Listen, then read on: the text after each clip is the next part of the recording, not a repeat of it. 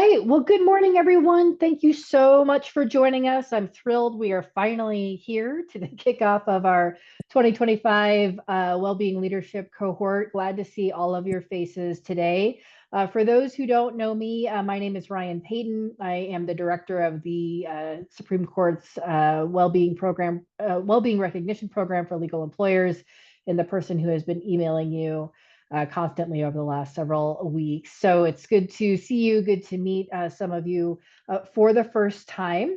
So before we kind of get started here with introductions, I wanted to lay a little bit of groundwork. I know we do have some folks who are returning from last year, but for the folks who are new to the cohort, I want to set up how this is going to work, what this is going to look like, and then we'll jump into introductions, and then I'll introduce our facilitators, and then we'll get into the meat of the discussion today. So generally speaking, we'll kick off every session just with a quick hello, quick check-in. Today we'll do introductions, and then we will have about an hour of content. We hope that most folks can stay for that full hour.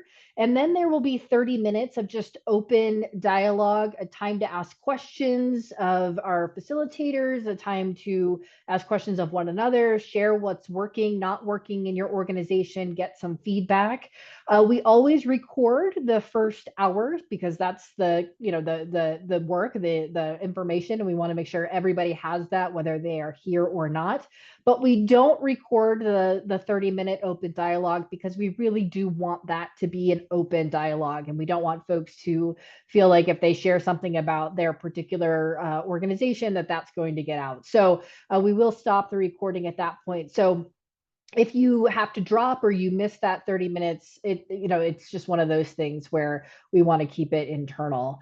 We do ask, though, that you keep the recording, the link which you'll receive afterwards, keep that within your organization, just because we do want people to actually participate in the cohort to get the information that we're sharing.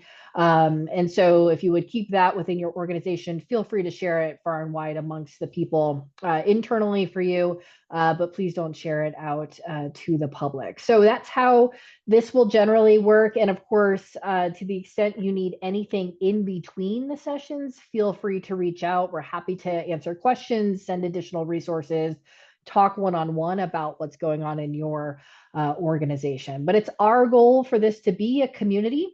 We've grown the numbers from last year, so I'm really excited about that. And that means that you have all of these people around you, in addition to myself and Whitney and Carrie, who are your facilitators. In addition to us, you have these resources, these people who are doing the work in their organizations and have great insight for you as well. So we hope that you'll be building relationships through this process. Other structural aspects for you to know about: you all received a cohort manual that contains information about the different topics that we'll be focusing on. There are 6 sessions, 6 different topic areas. And I realized today that for some reason the self-reflection exercises did not attach to the workbook that I sent out. So I will circulate those after today's session. I apologize.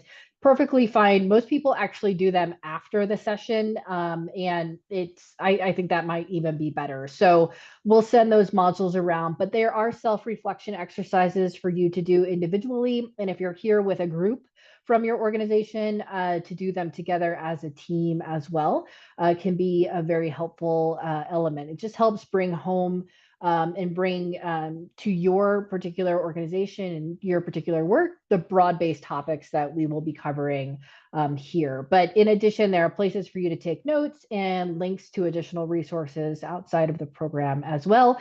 But most importantly, what you'll find in that manual is the contact information for everyone in the cohort. So if you want to connect directly with folks, you can find their email addresses there and a list of everybody as well as their organization. So if you're looking to connect with people who are in similarly sized or similarly situated organizations, you can find everybody there, and encourage you to reach out again to everybody here, because it is a community resource for you. So After every session, we will send the link to the recording as well as the slide deck from that session. So you have all of that information, and of course, encourage you to do that self-reflection exercise as well.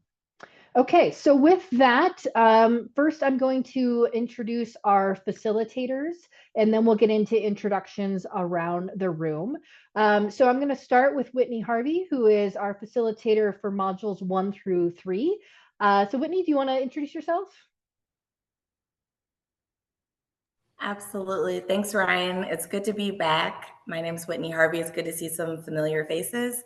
I'm an attorney here in Phoenix, Arizona. I've primarily done personal injury litigation for 15 years, and I have used my observations and research to then pivot into coaching and consulting for legal professionals all around sustainability of our careers, how to make our careers more sustainable, how to have and infuse well-being into the profession through organizational structures.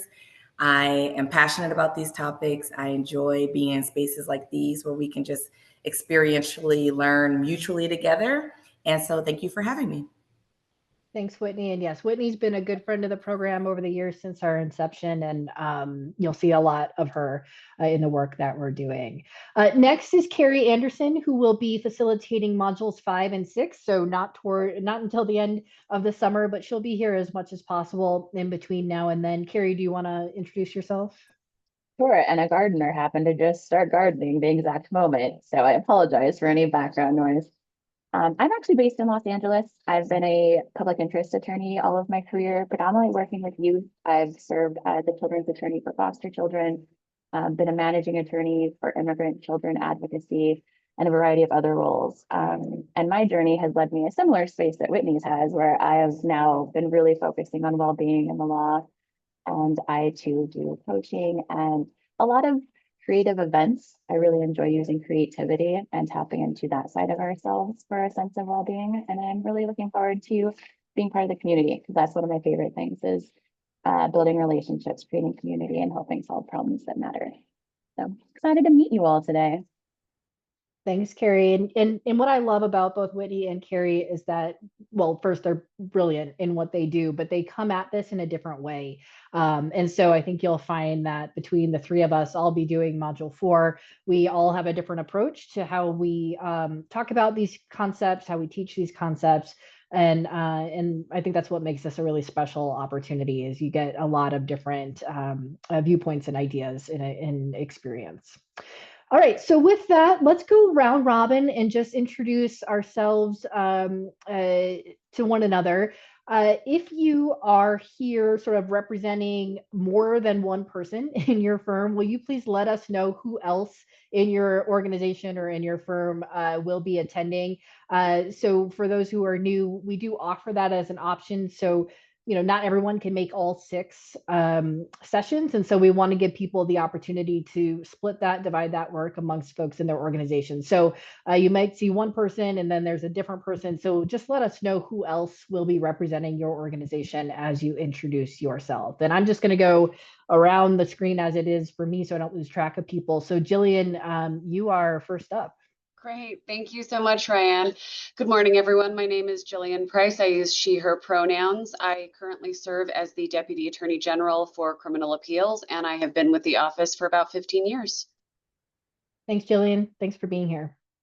Let's see, Katie Johnson, you're up next. Hi, everyone. I'm Katie Johnson. I am a shareholder at Sutton Booker. We are a smallish insurance defense firm, have about 16 attorneys in the tech center. Great. Thanks for being here, Katie. Sarah Bennett. Hi, everyone. My name is Sarah. I'm a senior associate at Fisher Phillips practicing in employment defense. We are a large law firm with that specialty in Denver. Thanks. Rhonda. Hi, everybody. I'm happy to be joining you. I am Senior Assistant Regulation Counsel at the Office of Attorney Regulation Counsel. It's quite a mouthful.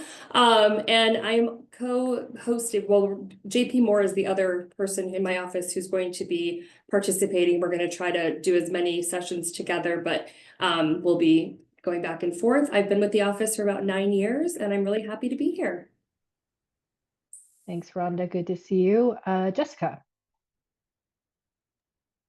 Hi, everyone. My name is Jessica Reedbaum. I work with Sarah Bennett here at the Fisher Phillips office in Denver.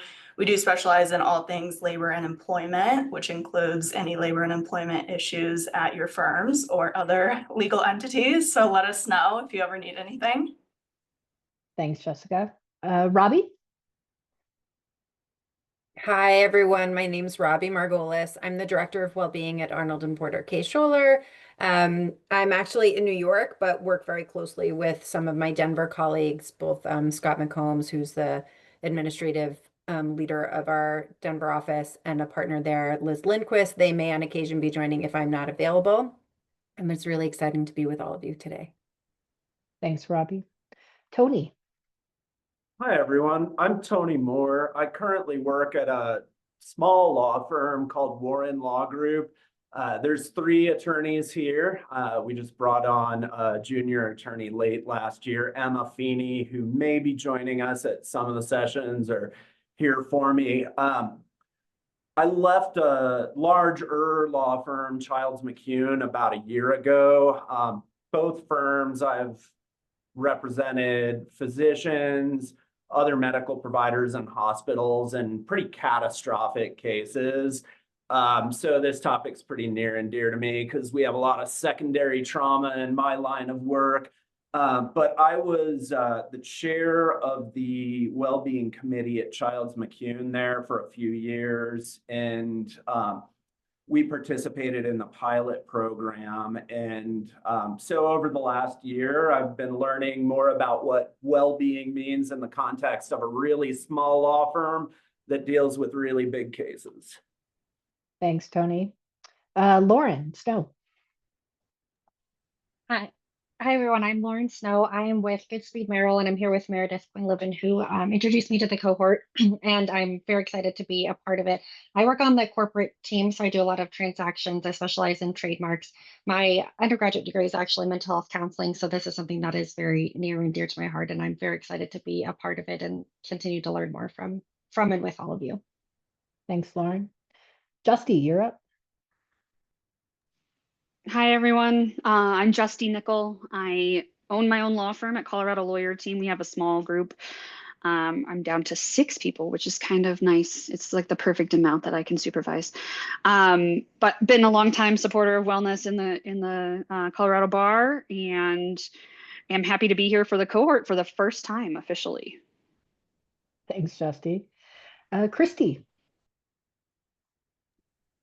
Hi, I'm Christy Disney Bruckner, Law and Policy Director at IRMA, the Initiative for Responsible Mining Assurance. And my career is focused on issues around international trade and intersections with human rights, indigenous rights, labor rights, environmental protections, anti-corruption initiatives, and beyond, with a focus on the mining sector and supply chains for the energy transition. In addition to working with IRMA, I teach as an adjunct at the University of Denver and the University of Arizona, and am quite engaged in the American Bar Association, Climate Change Committee, and Climate Task Force. Thanks, Christy. Meredith?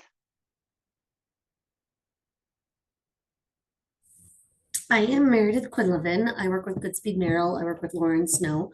I recently joined Goodspeed in January, and I participated in the cohort last year with a really small firm that I was at. It was just myself and 3 other attorneys, and love this idea to bring well-being to a larger law firm and have the support of Lauren and an entire group of individuals that are excited to get behind well-being and excited to see you all again.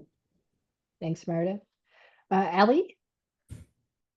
Hi everyone, I'm Allie Daly. I'm the Director of Youth Mental Health Initiatives at the Colorado Attorney General's office.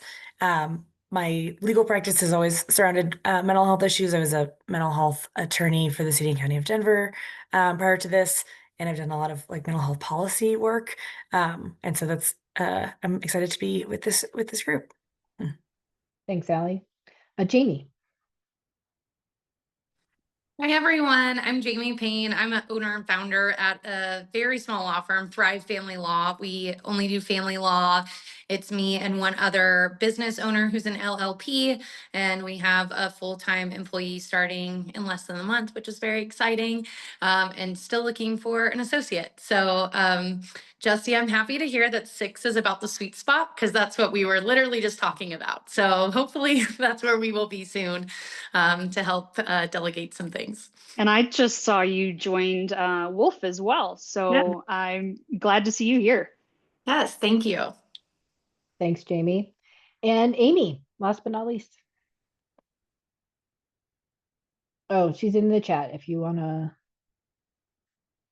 I'm on such a shaky connection that I'm not sure, but Amy Simons, Colorado Probate Law, solo small firm with staff. I'm very happy to be here, you guys. Looking forward to this experience. And I practice in the areas of estate planning and estate and trust administration. Thank you.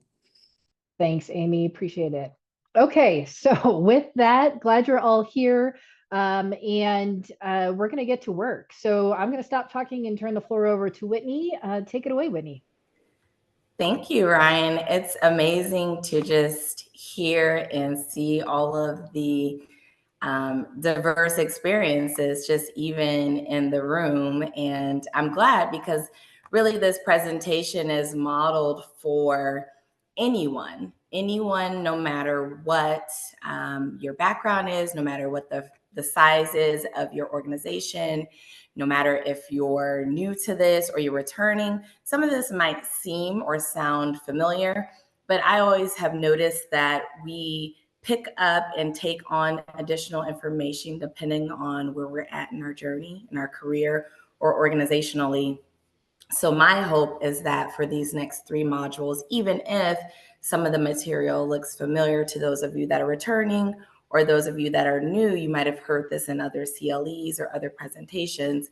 I always like to invite participants to ask their minds to really hook on to 1 or 2 things that will resonate with you, because it's all about micro adjustments. It's about making things digestible. We're not asking you to make an overhaul, in a matter of 6 months. We know that this stuff takes time, but I found that when something resonates with you and there's a natural affinity or curiosity to it, chances are that might be the thing that you tend to gravitate to and head up for your respective organizations. So just free yourselves, relax, and hopefully take in 1 to 2 things that you can walk away with that are sustainable for where you're at and currently in your professional journey. So I will say, I know that Ryan will keep an eye on the chat, hopefully for me, because I just tend to get going on this, but we will create space and have time for questions at the end. So I want to accomplish and get through as much of the content as we can.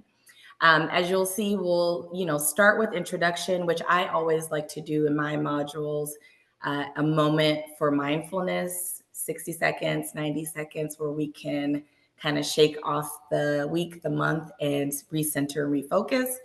Then we're going to get into the meat of the content, which is looking at the current state of well-being in the legal profession. I always like to infuse in not just research, but also my personal observations. Even if the research is not yet backing it, I can, shed light on what I'm observing while I'm out in the field. And then we're going to go into the case for investing in legal workplace well-being, which I imagine most of us on this call are here because we already know there's a case for that.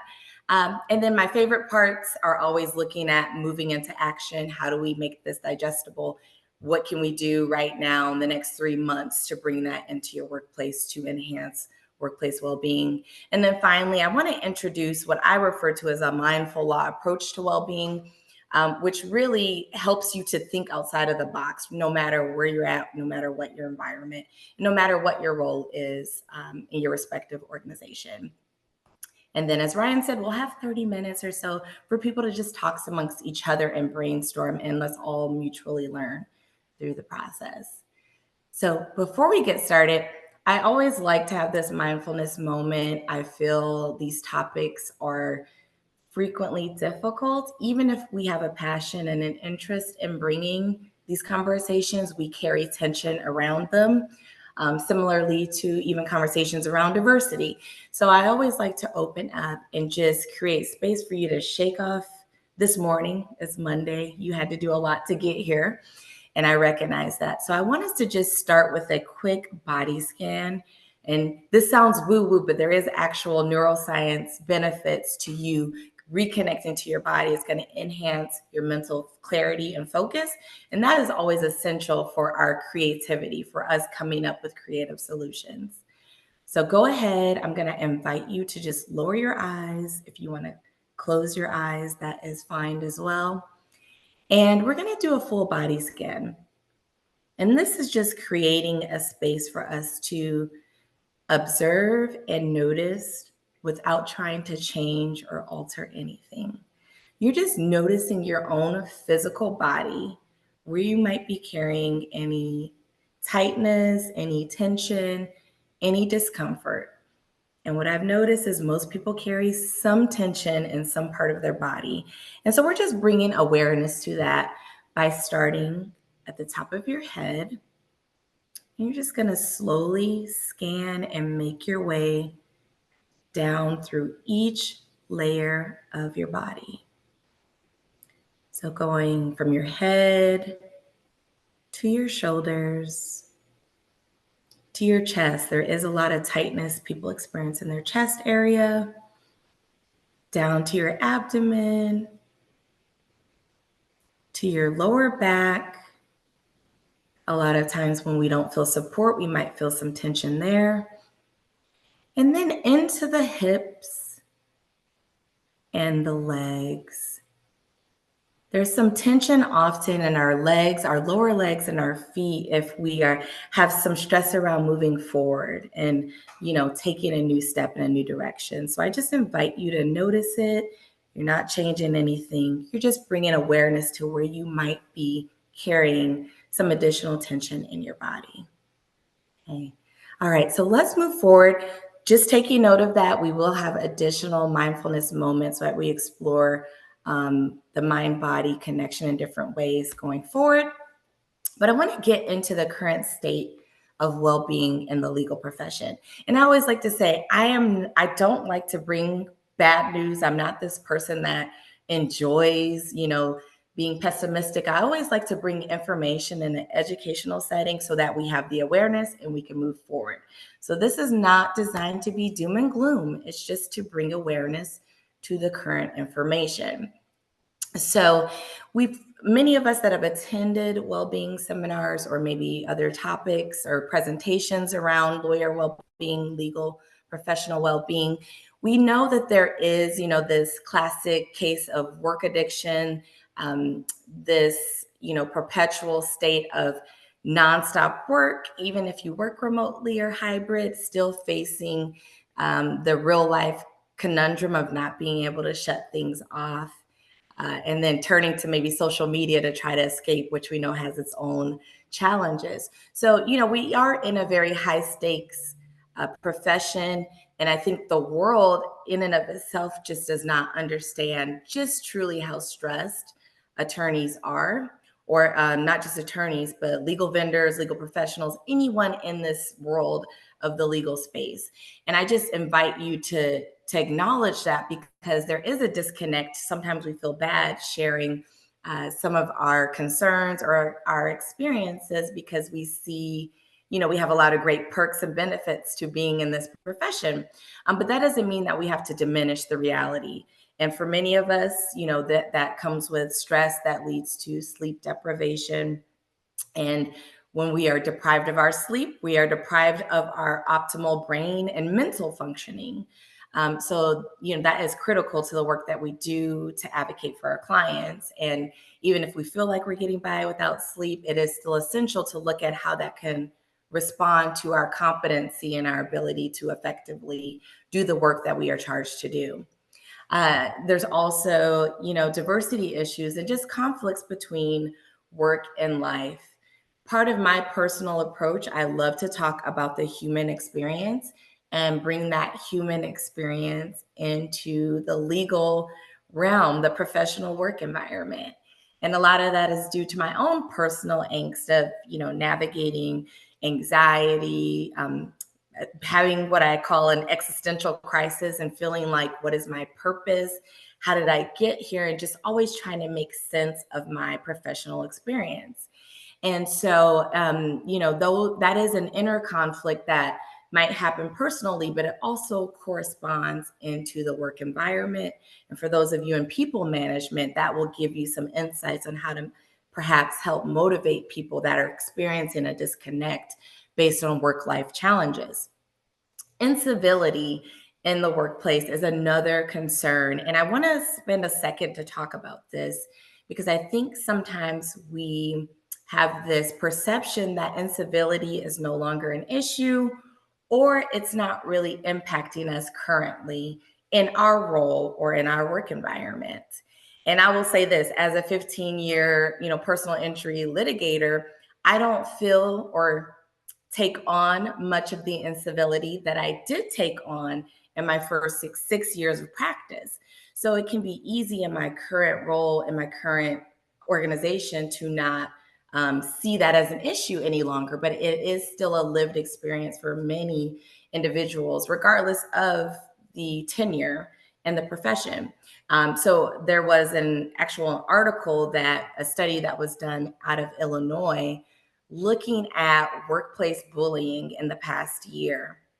And surprisingly, or maybe not surprisingly, it highlighted that 1 in 4 attorneys experienced bullying in the workplace, and that 33% of that bullying came from outside counsel, 31% came from senior attorneys or leadership in the firm, and then 14% reported that actually came from judges.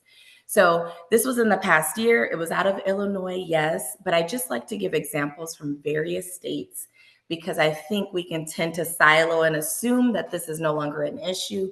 But incivility can be tantamount to bullying and amounting to subtle acts of exclusion against the individuals that are in the profession. So just want to highlight that. Maybe it's not your organization, but that doesn't mean that it's not existing systemically, in Colorado or in the legal profession in and of itself.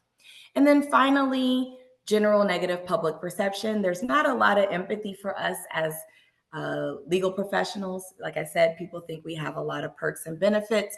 And so that can isolate us. We feel like we can only discuss these topics in and amongst ourselves. But how do we approach that with our family members? How do we approach that and bring awareness to the public at large to create additional opportunities for education and resources? So at the end of the day, mental health and burnout have reached a crisis, or they're at crisis levels across the profession. And I know a lot of times we've kind of avoided the word crisis, but that's been my observations and the research I've seen in the past 2 to 3 years. It is only heightening. And so that's why it's so important. And I'm grateful that you all are here at this appointed time right now. I'm going to spend a couple of seconds just talking about the warning signs of burnout, because I think classically we use burnout commiserately with stress. And the truth of the matter is that there really is a spectrum. And a lot of times I've seen people explain burnout from the physical feeling and not paying attention as much to the behavioral indicators. So burnout, and this is why I'm bringing this up, there are law students that are already burnt out in law school, and they're entering the profession, they're entering your work environments already in the burnout state. They're already not sleeping. They already have a level of pessimism, and they already feel a lack of connection or knowing what their purpose is in the profession. along with imposter syndrome and a host of other concerns. So I want to bring this up because we have to start talking about burnout as if it is a crisis, not just I need a vacation. So some of the symptomology is detachment. That's a big one. I'm seeing detachment, overly being cynical, right? So some of us, I started in insurance defense, so I had to evaluate cases, people's lives, and attach a monetary value to that person without personally knowing them. And so there was a level of cynicism that I had to wear as an armor so that I did not collapse in doing that kind of work on the catastrophic personal injury realm. That doesn't mean, though, that there's a baseline for it, and then there's that additional layer where we find ourselves being overly cynical. I am not at my baseline level anymore. Now I am responding inappropriately to situations where I should perhaps exhibit some deeper levels of empathy. So if you find yourself, if you're naturally, sarcastic, or people you're working with are naturally sarcastic, if you see a shift to where it's becoming even more so, that can be an indicator of burnout, irritability, emotional numbness, and withdrawal. Of course, that's going to impact productivity and performance. But on the human connection side, we're seeing people start pulling away due to severe cases of burnout. Okay. So burnout, that could be a whole nother presentation, but I just want to highlight that because I think we're missing the indicators.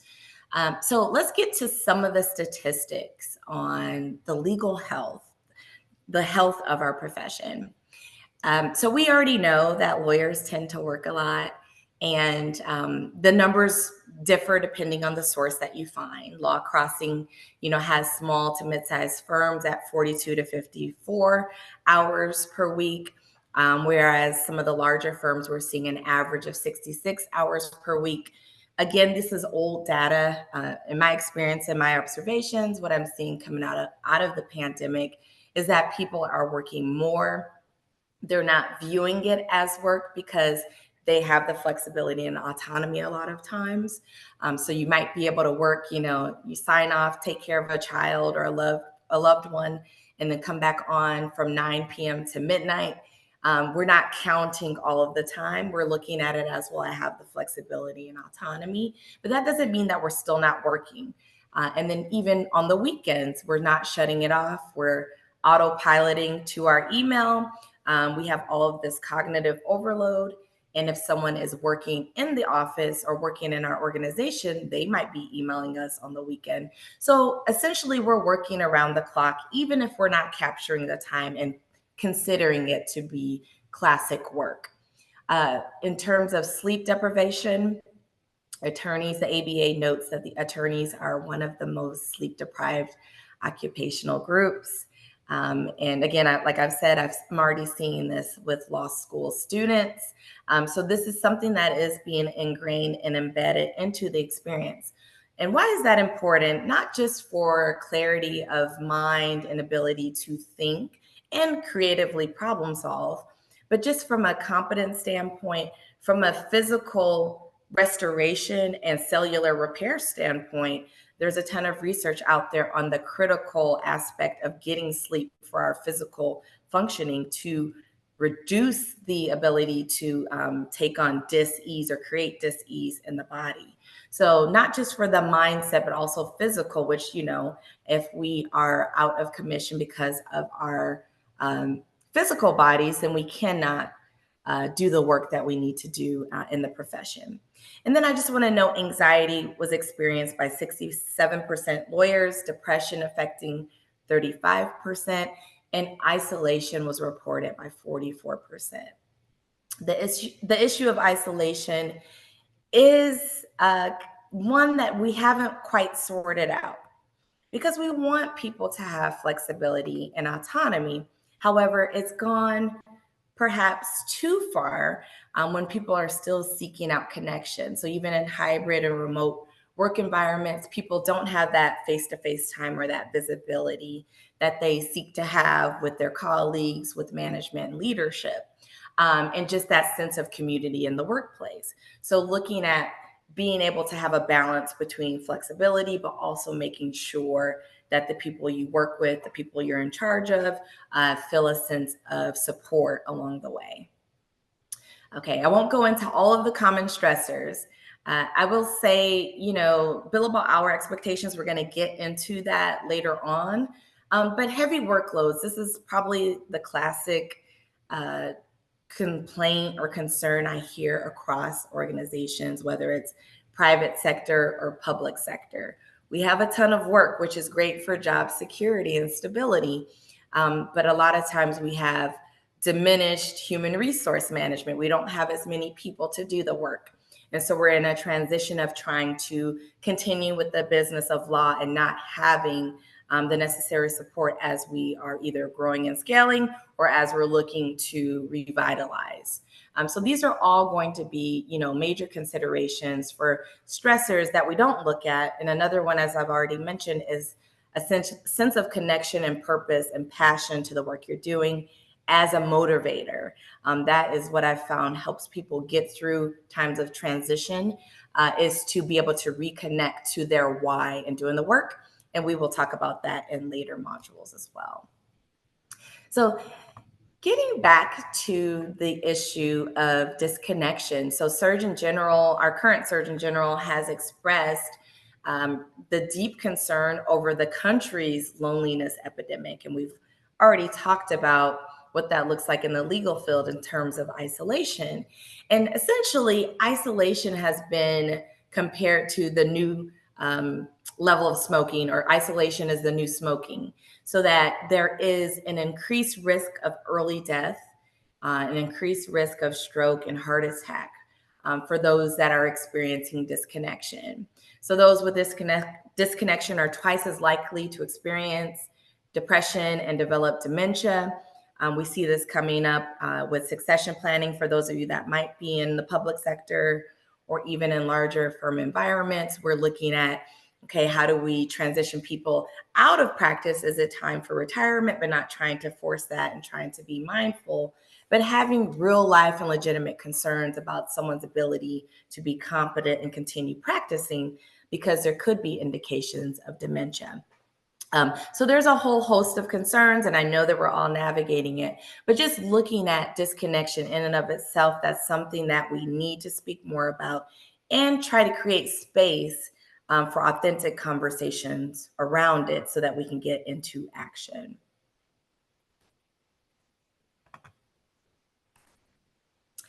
What are, some of the implications of ignoring well-being? And I just wanted to highlight, this was actually a case that came up before the pandemic. There was a Cleveland attorney who was suspended for, they called it incivility, and I use that word lightly because I do think this was a case of bullying, but he was insulting his paralegal, and he claimed that his intent was lighthearted, but he criticized her physical appearance, her weight, would frequently even refer to her as I'm going to say whore, just to give context to the wording that was used and him thinking that that was lighthearted in his correspondence daily with his paralegal. So there was a recommended 6-month suspension for this individual, and actually the state of Ohio suspended him for a year. And that just shows how incivility, we might use it as a cushion, but it truly can be an instance of bullying and can operate to perpetuate a trauma against those that we work with. And I know many of you, some mentioned family law practice, or doing personal injury or any work in mental health counseling or around taking care of legal professionals. And being trauma informed is essential. We want to make sure that we're not perpetuating a distressing event against those that we work with, even if we feel like it's lighthearted or if we're observing it. If you feel that inclination of, ooh, cringe, chances are that that person's comment was out of line. And, we can take steps to perhaps advocate on behalf of those who might not feel comfortable doing so for themselves. So part of it is just not accepting and not tolerating certain conduct that historically we might have turned a blind eye to or might not have spoken up against in the past. Okay, so I know I speak very quickly, and I just want to make sure I give you all of the information, but I want to pause before we move into the case for investing just to see if there's any questions or if there was anything that resonated with anyone in that prior section. Okay, alrighty. Sounds good. Let's go forward with the case for investing in legal workplace well-being. So not only is it beneficial to prioritize well-being for, you know, the personal edification of a person, for them feeling a sense of belonging, it does benefit the bottom line. And I always hate to bring that up, you know, and saying, well, we got to talk about well-being because of the bottom line. We should just want to do it because it's the right thing to do. I recognize this is a business. There is the business of law. And so looking at what well-being does from an employee performance and productivity perspective is important. And the truth of the matter is that when people feel supported, they tend to perform better. When they feel like their employer works with them through a challenging circumstance, perhaps grieving a loved one, grieving, a divorce, navigating a personal health condition, then that person typically is going to want to stay with that organization. There's going to be a sense of loyalty and support for them staying and not turning over and leaving an organization, which is critical for talent management and being able to retain top talent. Because we just know it's super expensive to replace individuals. I believe the last article that I read for just replacing an associate was maybe a couple of $100,000. And that was for associates under the 5-year mark. If someone stays 10 years, you could probably double it because you're investing in their training, professional development, etc. So it's much better if you can to try to preserve a person that is there if they are performing well and they have historically, and just tend to come up against something that is a challenge that needs to be worked through, versus letting them leave and cycle out and then trying to retrain and bring in that same level of talent into your workplace. So it's much better if you can to have some flexibility in the way that you can help individuals navigate human challenges, because one thing I've seen is that if someone's with you for 5 years and even 10 years, they are going to have a real life circumstance that is going to impact the way that they work. It doesn't need to be for an entire year or an entire 5 years, but there will be something that comes up, maybe even with you individually, where you could use some compassion and mercy from the organizations that you are working with. Okay, so not only are we looking at the benefits to organizational efficiency and not having those excessive turnover costs, but when you focus on organizational well-being, you also focus on how do I keep people innovative, and innovation starts with strengths and interest. So sometimes I see a missed opportunity in management where, you know, we don't know how to coach individuals through doing some of the mundane or the less glamorous work. And that's just part of it. Some of our work is administrative.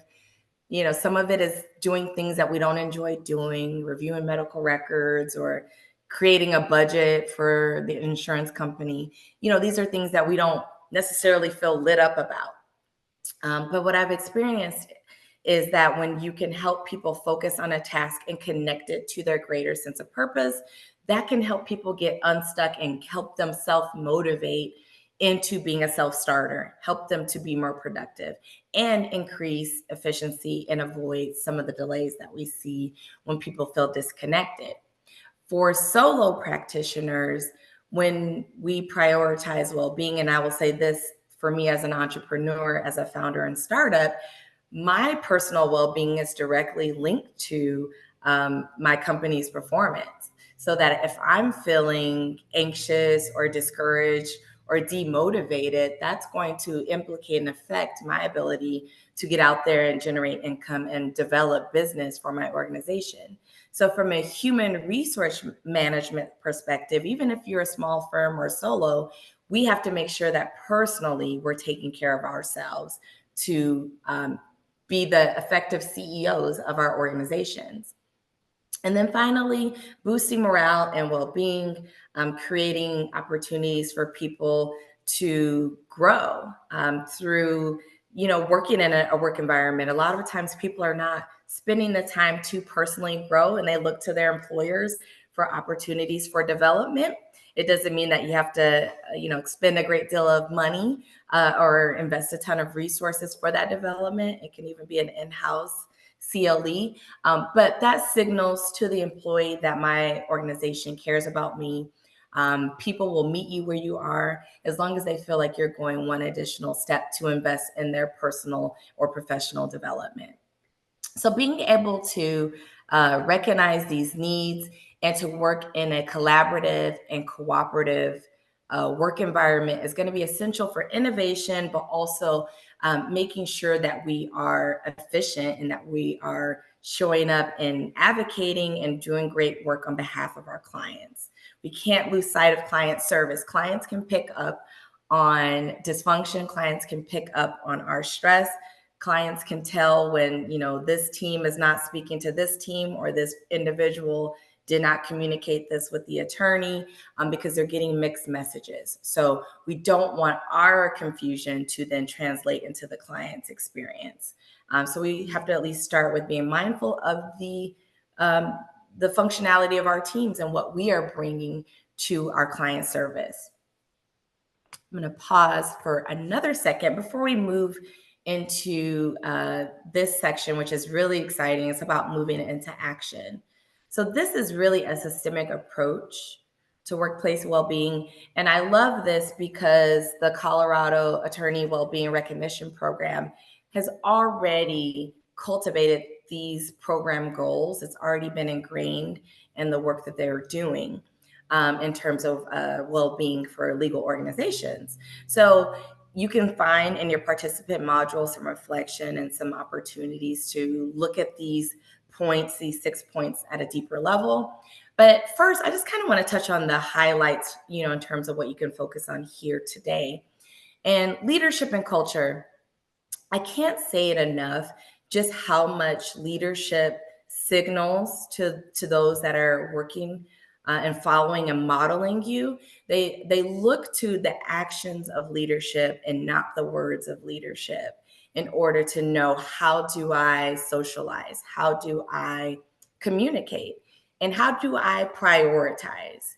So I've been at a firm before, which was a great positive work environment. Kind of felt like a sales work environment on the plaintiff's personal injury side.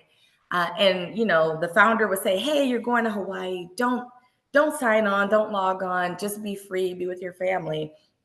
But then when he would be vacationing, he would be working around the clock. So to me, that signaled, even though he told me that when I traveled to Hawaii, I remember I was finalizing a complaint on one of those hop on, hop off, like tour buses, to finish a complaint. And that could be my own personal time management concern as an issue. I'm not blaming that. But it signaled to me, those are words. That's not really the action. So if you're, managing teams and individuals and you want to see them create more balance, or I see them showing up in a different way in the workplace, it starts with you. It starts with that email you might send at 11:30 p.m. thinking you're just getting it off your plate. But you're essentially showing to them, hey, I'm working late into the midnight hour, and I don't really have a sense of balance. So just being mindful of that. You can structure your emails to go out at different times. They don't have to go out in real time, just so that you don't, risk stressing out someone else who might be awake at that hour and receiving even your emails. For the second prong, competence development, and that's looking at how do we nurture professional development and also bring in mentoring to enhance legal skills, professional skills, and build morale. And an interesting development I've seen in the legal space in the last couple of years, maybe the last few years, is how we view competence. We used to be very classically focused on hard lawyering skills such as trial advocacy, oral argument, legal writing. Those were kind of the core competencies on whether or not you were an effective attorney.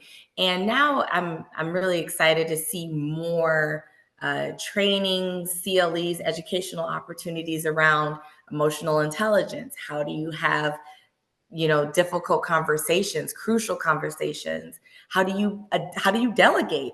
How do you delegate intentionally and with purpose to motivate the emerging group of professionals, and not so that they don't perceive it as being, I'm just dumping these tasks on you. So really, even the art of persuasion, the art of communication, there's a ton of ways we can look at competence beyond those hard lawyering skills that we've or professional skills we've been trained in the past. Work-life integration. There's an opportunity and a unique opportunity to really explore flexible work arrangements and to utilize automation, to utilize artificial intelligence to revisit and create what work-life integration can look like.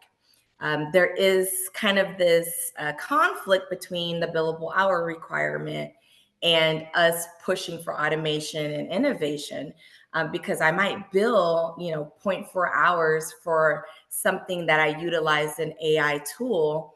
That doesn't mean that I didn't provide value to the client. Doesn't mean that I didn't display innovation and creative problem solving and, business acumen and my ability to make this less expensive for the client in terms of time. But does that mean that I can only capture 0.4 of my time versus having a flat rate, or being able to figure that out, having a hybrid structure? So we want to encourage innovation to be able to give people some additional fulfillment and give them some efficiency into their work-life balance.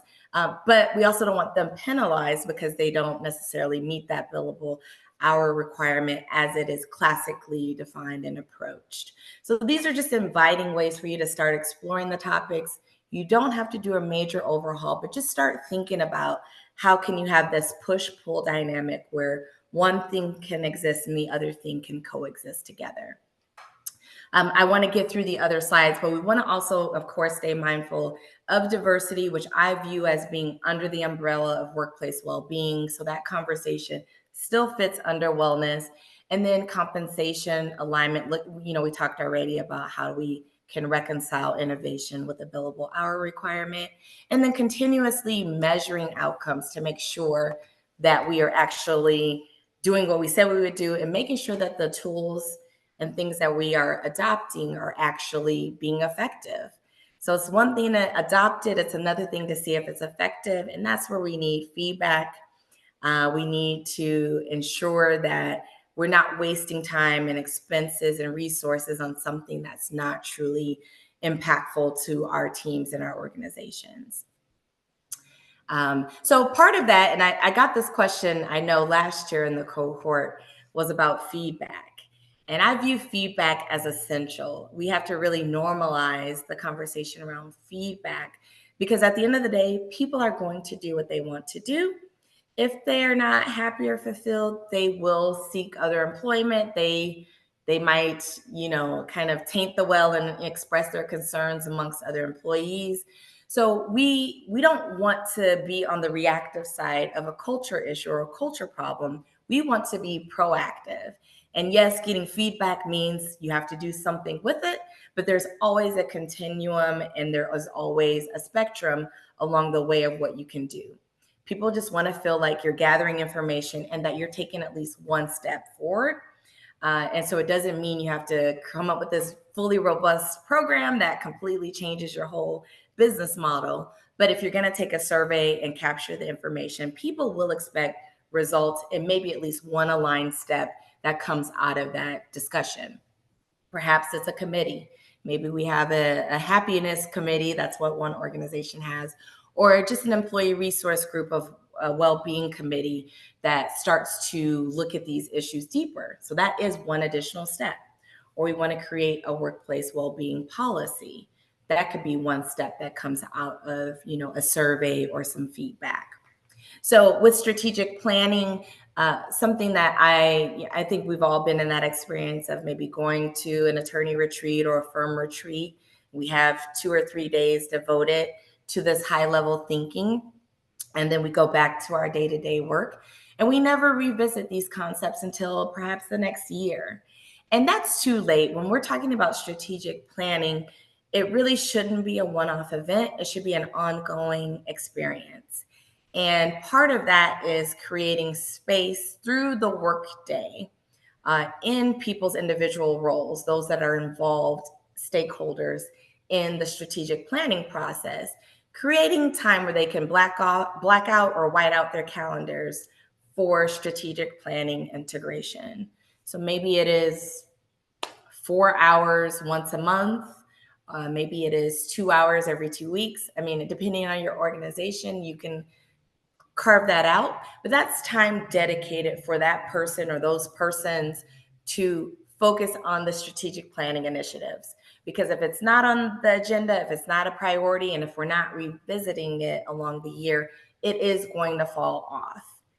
We've noticed that any agenda, if you've ever been on a board, if that falls off the agenda, we're not going to keep coming back to it. If we're talking about fundraising on that board and it falls off, we don't come back to fundraising. Same thing with strategic planning. We need to ingrain that into our organizational calendaring and scheduling so that people can have space to really digest those concepts and take action. Okay. Few more minutes. I just want to give a couple of examples, and this is from the Institute on Lawyer Wellbeing. It gives the top 3 organizations in terms of the well-being programs they rolled out.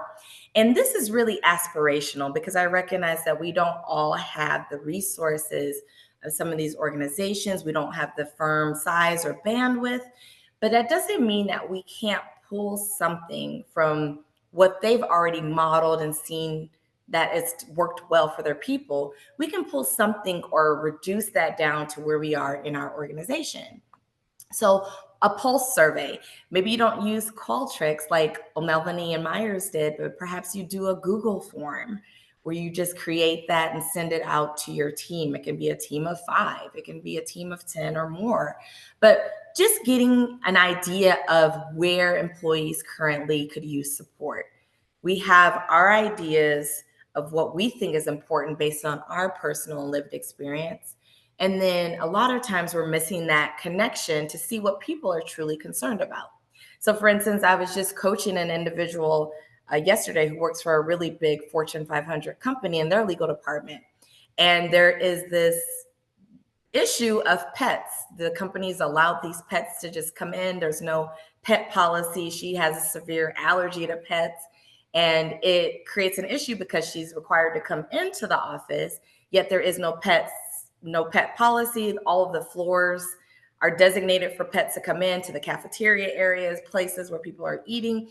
And for those of you with pets, you might think, well, yeah, what's a big deal? But for someone with a severe allergy, she would like the option. They might want the option to be supported so they can come into the workplace and not have to have a health concern. So that's just one example of getting that feedback that you might not already get if you didn't probe with a survey. Oryx Whole You program, looking at wellness stipends. So even if you're in an organization that doesn't have a ton of resources, maybe it's a stipend, maybe it's a credit of 25 hours for mindfulness, like McDermott, Will, and Emery did, allowing for 25 hours annually if attorneys participated in mindfulness activities. That's just goodwill.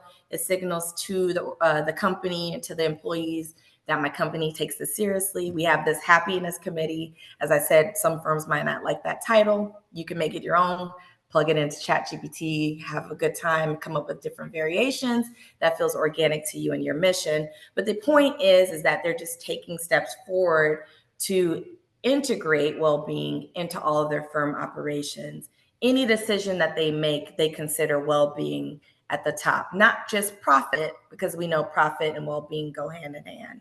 So what can I look at well-being wise as we're looking at each move and selecting an office space and bringing in programming and hiring an additional person, etc.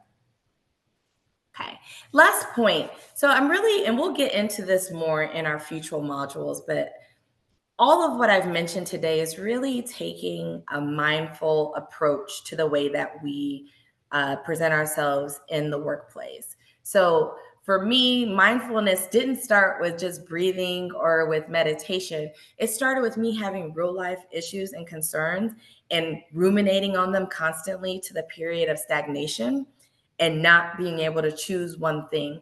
And so I would literally go to bed at night and just say, when I wake up, I just hope I have some clarity and I know where to go with this and what direction to go in.